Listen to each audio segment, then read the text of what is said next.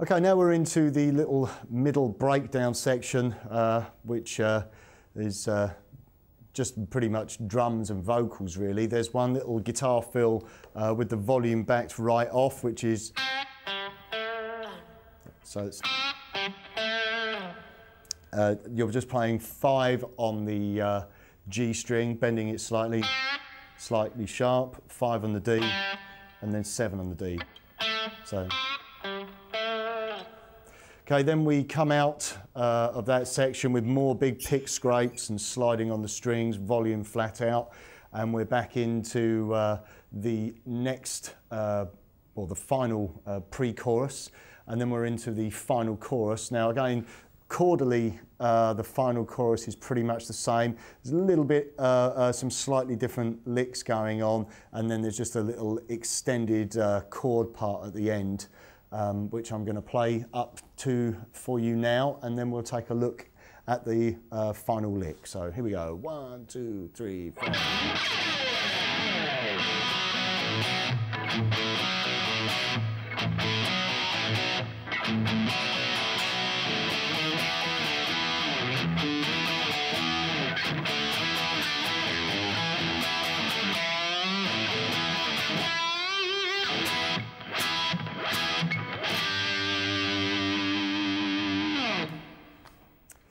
Okay, everything's pretty much the same. We're into the B.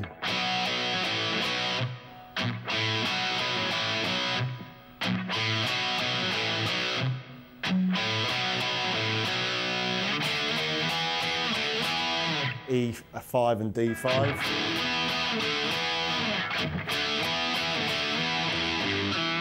We've got that little blues lick that we saw in our first chorus, open E, 3rd fret, and 2nd fret D.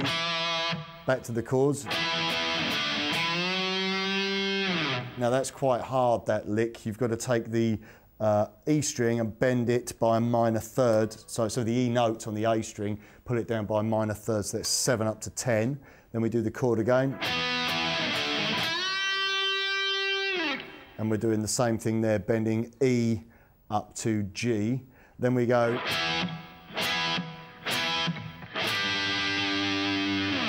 Okay, there it's just 4 hits on the E power chord with all the band, you know, clutch cymbals, and then we've got little E minor 7th.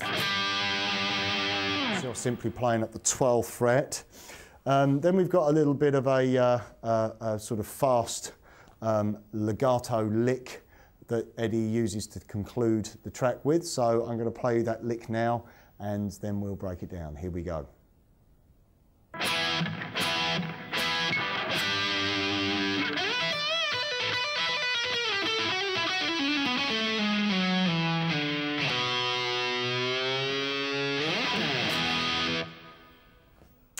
Okay, we start things off with one of Eddie's slightly unorthodox approaches to blues playing, showing off, I suppose, a little bit of his Clapton influence and his Hendrix and Jimmy Page, for that matter.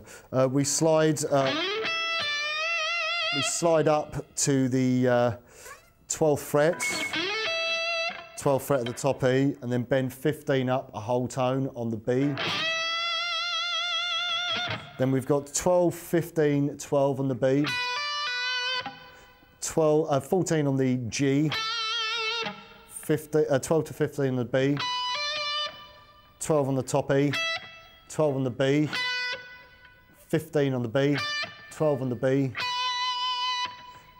15 on the G, 12 on the B, and then 15, 14, 12 on the G, 14 on the D, 14 on the G, and 15 on the 14 on the D. So that's the first part. So it goes.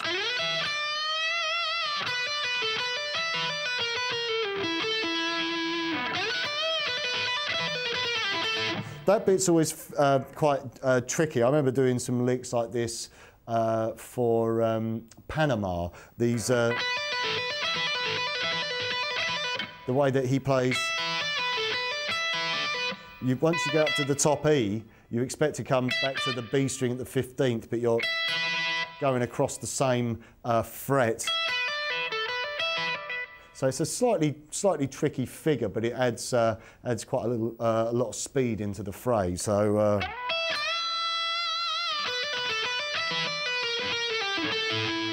Okay, the next part is a little hammer on pull off, 11, 12, 11 on the G, then 14 on the D, 11 on the G, 12 on the D, 14 on the D, and then 11 on the D.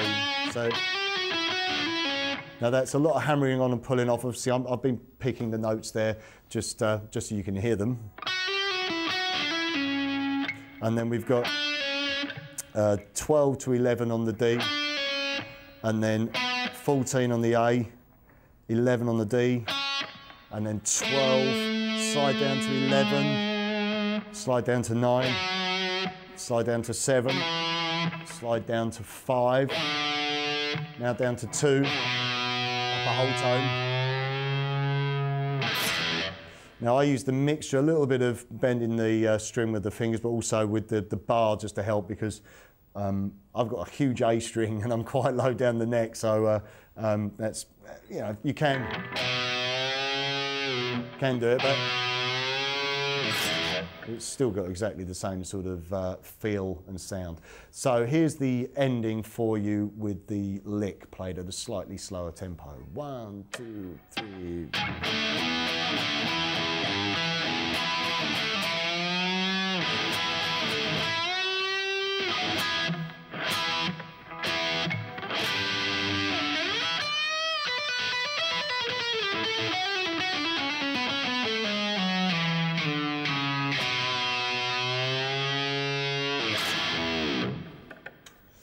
Okay, you've got a certain amount of artistic license with that lick at the end, but I would, you know, do your best to get your fingers around it. It is a nice little legato phrase, and it's very typical of Eddie's style. And like I said, it's free form, it's free time, so you know, you haven't got to be too regimented with the tempo. Anyway, there's all the parts there, and that concludes You Really Got Me.